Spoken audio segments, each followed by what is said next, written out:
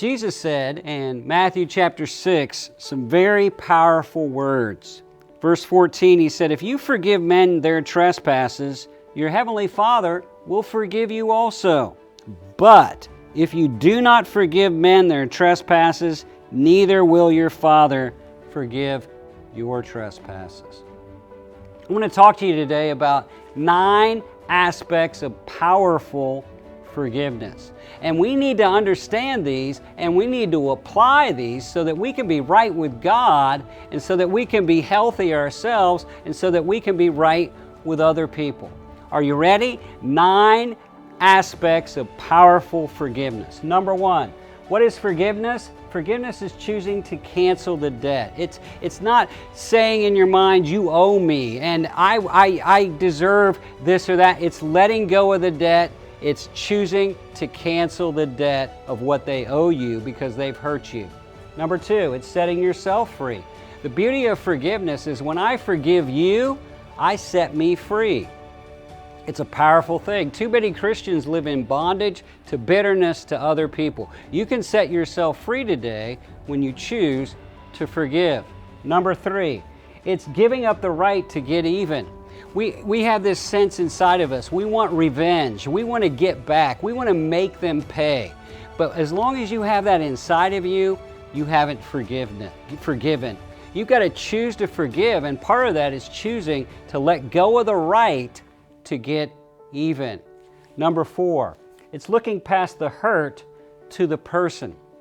Realize this: hurt people hurt people. The reason they did this bad thing to you is because they've had bad things done to them, and they are a hurt person, and they're expressing their hurt by hurting others. Look past the hurt and see the person. Ephesians chapter 4 says we're supposed to be kind and compassionate to one another, forgiving one another, even as God has forgiven us. Aren't you thankful that God looks past the fact that you've hurt Him, and He realizes you're a hurting, broken person, and He chooses to forgive you? We need to have that same mindset, and we need to choose to forgive other people, realizing that they hurt us because they are hurting. Number 5, this is very important. True forgiveness makes 4 promises. It says that in your mind, you're saying to the person that you are forgiving, I will not dwell on this. I'm not going to keep thinking about this over and over and over again.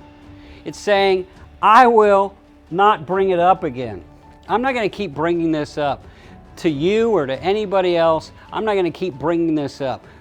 I'm forgiving it, and we're moving on. Number 3, I will not talk to other people about it. You haven't really forgiven as long as you keep telling everybody else how much you've been hurt. When you're done talking about it, that's when you're beginning to forgive. And number 4, I will not let it stand between us.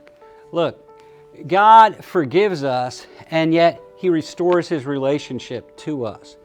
When we forgive others, we're willing to restore the relationship. We're choosing to not let this hurt stand between us because it's been forgiven, it's been canceled, it's been removed. Number 6, powerful forgiveness is wishing the other person well. You know that you've really forgiven somebody when you're able to say in your heart, you know what? I want God to bless them. I want God to treat them well. Number 7, it's something that may take some time. Deep hurts, it cause deep roots of bitterness. It may take a long time to fully forgive.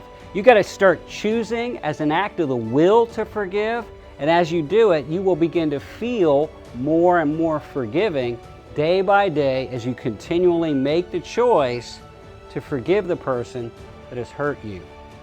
Number 8, it's walking with God. Colossians 3:13 says that we're to forgive other people as God has forgiven us. Realize that God is a forgiving God. If we are to be His children, we are to be forgiving people. We're walking with God when we choose to forgive others.